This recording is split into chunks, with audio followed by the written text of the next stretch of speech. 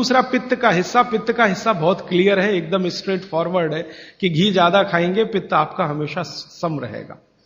और ज्यादा घी खाने का जो समय है वो बारिश के दिनों में और ये जो गर्मी के दिन होते हैं ना, उस समय घी ज्यादा खाइए ताकि पित्त को कंट्रोल करके रखे। और वात के लिए मैं पहले ही बता चुका हूं, शुद्ध पित्त। अभी ये जितनी बात है आप सोचो कितनी सरल है, बस हमें अपनी जीवन शैली में थोड़ा बदलाव करना है। जीवन शैली में बदलाव से पहले मन में संकल्प लेना है कि जी हम तो ऐसे ही चलेंगे, दुनिया जिधर जाए जाए हमें उससे मतलब नहीं, हम तो ऐसे चलेंगे। तो ये 3 चीजें अगर आपने देख ली तो बहुत अच्छा है। अब थोड़ा आगे चलें, अब और दूसरी चीजों पे मैं चलता हूं कि और कौन कौन सी चीजें हैं जो आपके आसपास हैं और आपके वात पित्त कफ तीनों को सम पे लाने में मदद कर सकती है। ये तीनों समभाग में रहें तो अच्छा होता है। और कौन कौन सी चीजें हैं? तो बागवती जी कहते हैं रसोई के बाहर जाने की जरूरत ही नहीं, सब वहीं है। बागवती जी ने एक सूत्र लिखा है, दुनिया का सबसे बड़ा औषधि केंद्र हमारा रसोई घर है। सबसे बड़ा औषधि केंद्र रसोई घर है।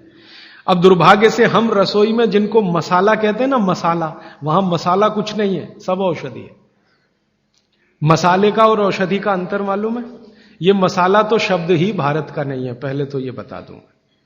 ये अरबिक शब्द है, फारसी से अरबी में आया, अरबी से हमारे घुस गया, हिंदी में और जगह जगह घुस गया।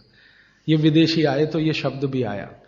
हिंदुस्तान में 17वीं 18वीं शताब्दी का साहित्य जब मैं पढ़ता हूं तो जब तक मुगलों का राज्य रहा तब तक मसाले शब्द का बहुत उपयोग है।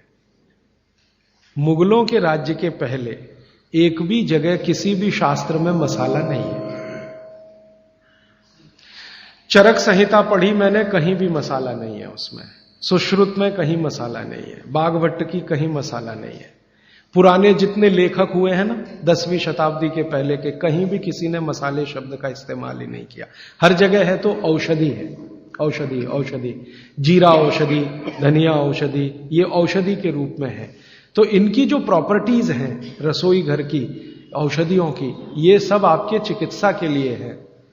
अब मुझे समझ में आता है कि हमारे पुराने जमाने की माताएं बहनें, जो हमारी दादी हैं, नानी हैं, उन्होंने अपनी अपनी बेटियों को जो कुछ सिखाया, सब्जी बनाना तो क्या क्या डालना, जीरा चाहिए, धनिया चाहिए, हींग चाहिए, मात्रा कितनी कितनी चाहिए, वो सब बड़े वैज्ञानिक और चिकित्सक लोग रहे होंगे। क्योंकि रोज हमारे शरीर में वात पित्त कफ की स्थिति सम और असम होती रहती है। आप जानते हैं सुबह जो है ना वात ज्यादा होता है शरीर में, सुबह सुबह, दोपहर को पित्त ज्यादा होता है, शाम को कफ ज्यादा होता है। तो ये पूरे 24 घंटे में ऊपर नीचे होता रहता है। तो 24 घंटे में जो वात पित्त कफ ऊपर नीचे होता रहता है, तो सब्जियों में उसी के हिसाब से औषधियां डाली जाती है।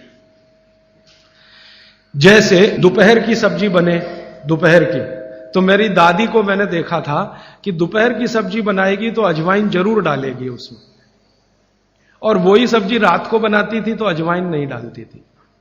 तो एक दिन मैंने दादी से पूछा कि यही सब्जी दोपहर को मैंने खाई तो इसमें अजवाइन थी, शाम को खाई तो नहीं, क्यों? तो उसने उत्तर तो नहीं दिया। तो उसने कहा मेरी मां ने ऐसा सिखाया। बस बात खत्म हो गई। अब उस समय मैं भी मान लिया कि ठीक है, उसकी मां ने सिखाया। अब जब मैंने काम शुरू किया ये चिकित्सा पर, तब मेरे समझ में आया कि अजवाइन जो है पित्तनाशक है। घी के बाद, देशी गाय के घी के बाद जो सबसे ज्यादा पित्तनाशक दूसरी कोई चीज है तो वो अजवाइन है। और दोपहर को पित्त भड़कता है, आप जानते हैं, और वो स्वाभाविक है क्योंकि खाना खाने के लिए पित्त भड़कना ही चाहिए। तो उस समय अजवाइन डाली जाती है सब्जी में, क्योंकि दोपहर को ही शरीर को अजवाइन की जरूरत होती है पित्त को सम पे लाने के लिए। तो भारत में ज्यादातर माताएं बहनें ये बात जानती हैं कि दोपहर की सब्जी में अजवाइन चाहिए। दोपहर का दही है ना, दही का मट्ठा, उसमें भी अजवाइन का बघार लगता है। दोपहर की जितनी भी चीजें हैं ज्यादातर अजवाइन ग्रस्त होती हैं या अजवाइन से बनती हैं, क्योंकि पित्त को सम पे रखना है। तो आप सोचो जो लोग ये कर रहे हैं वो बिना कहे कितना बड़ा काम कर रहे हैं, हमने उसका वैल्यूएशन नहीं किया, ये हमारी मूर्खता। हमारे यहां तो एक बहुत बड़ा दुष्कर्म इस देश में हुआ है। अंग्रेजों के हम गुलाम हो गए तो सब कुछ हम भूल गए, अपनी चीजें। अंग्रेजों ने जो सिखाया वही हमें याद है। तो हम जीडीपी का कैलकुलेशन करते हैं अंग्रेजों के फॉर्मूले से। जीडीपी निकलता है इस देश का, ग्रॉस डोमेस्टिक प्रोडक्ट। तो मैंने बहुत बार इस देश के अर्थशास्त्रियों से पूछा कि जीडीपी में आप विचित्र विचित्र कैलकुलेशन करते हैं। जैसे भारत की पुलिस है, उस पर जो खर्चा हो रहा है वो जीडीपी का हिस्सा है। अगर चोरियां बढ़ी, डकैतियां बढ़ी, तो पुलिस का खर्च बढ़ेगा तो जीडीपी बढ़ेगा। और प्रधानमंत्री छाती ठोक के कहेगा मेरे जमाने में जीडीपी 10% से ऊपर बढ़ गया। सो व्हाट, पुलिस का खर्च बढ़ गया, माने चोरियां बढ़ गई, डकैतियां बढ़ गई, अत्याचार बढ़ गए, अनाचार बढ़ गए, तो जीडीपी बढ़ गया, तो क्या बड़ी बात है। तो हमारे जो जीडीपी के कैलकुलेशन है बड़े विचित्र हैं। इसमें चोरी हो, डकैती हो, लूट मारी हो तो जीडीपी बढ़ेगा, लेकिन माताएं बहनें घर में जो करती रहती हैं वो जीडीपी में है ही नहीं, कैलकुलेशन ही नहीं है उसका।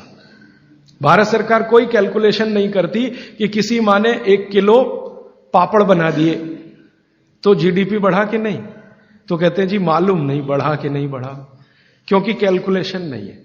किसी माँ ने दाल की बड़ी बना दी, 5 किलो दाल की, तो जीडीपी बढ़ा कि नहीं बढ़ा। आपका मन क्या कहता है, बुद्धि क्या कहती है, बढ़ा कि नहीं बढ़ा। किसी ने बड़ी बना दी, किसी ने पापड़ बना दिए, किसी ने कुछ बना दिया, किसी ने गोंद के लड्डू बना दिए, किसी ने मावे का कुछ बना दिया, तो जीडीपी तो बढ़ ही रहा है, लेकिन हम कैलकुलेट नहीं कर रहे हैं उसको, क्योंकि अंग्रेजों के यहां महिलाओं का किया हुआ काम महत्व का नहीं माना जाता। अंग्रेजों के यहां ये जो अंग्रेज जात है ना दुनिया में, ये महिलाओं के किए हुए काम को काम ही नहीं मानती। आपको मालूम है 2000 साल यूरोप में महिलाओं को पुरुषों से हमेशा कम वेतन मिलता रहा, और आज भी है ये कई देशों में। वो मानते ही नहीं कि इनका कोई काम है। क्यों? वो महिलाओं में आत्मा नहीं मानते। हां, यूरोप का सबसे बड़ा दार्शनिक है प्लेटो, वो कहता है कि स्त्रियों में आत्मा ही नहीं होती, आत्मा सिर्फ पुरुषों में होती है। तो स्त्री जो करे वो बेकार है, पुरुष जो करे वो ही अच्छा है। तो उनके यहां से ये कैलकुलेशन हमारे यहां आ गया कि स्त्री कुछ भी करे तो काम ही का नहीं। तो अंग्रेजों का 200-250 साल जो राज चल गया, उसमें हम सब के दिमाग खत्म हो गए, सोचना विचारना बंद हो गया, तो हमने भी वही मान लिया।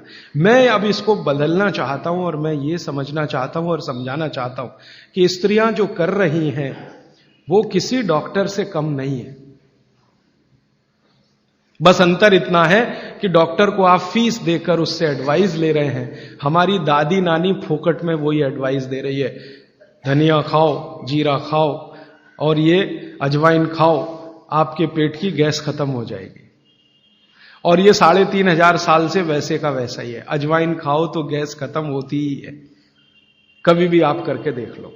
आप में से किसी को भी बहुत गैस बनती हो, पेट में एसिडिटी की तकलीफ हो, आज से शुरू कर दो। आप खाना खाया तो उसमें ध्यान रखो अजवाइन ज्यादा रहे, दाल में, सब्जी में, वगैरह वगैरह। और अगर नहीं कर पा रहे हैं तो खाना खत्म करते ही थोड़ी अजवाइन खा लो। अजवाइन ज्यादा तकलीफ ना कर दे, उसका बैलेंस है काले नमक के साथ, तो थोड़ा अजवाइन और काला नमक मिला के हर खाने के बाद खा के देख लो। 3 दिन में ना आपकी गैस बंद हो तो आप जो कहो मैं हारने को तैयार। ये गारंटी मैं नहीं दे रहा हूं, ये गारंटी अजवाइन दे रही है, मेरी गारंटी नहीं है, अजवाइन की गारंटी है। तो वो कहते हैं बागवट जी कि पित्त को सम रखने के लिए हमारे रसोई में घी के बाद जो दूसरी चीज है वो है अजवाइन।